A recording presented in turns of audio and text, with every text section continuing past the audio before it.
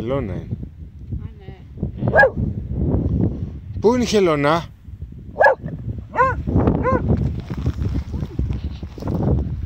τη δεις στο πλάι. Α, ναι. Ποιος είναι? Ποιος είναι, το βρήκατε?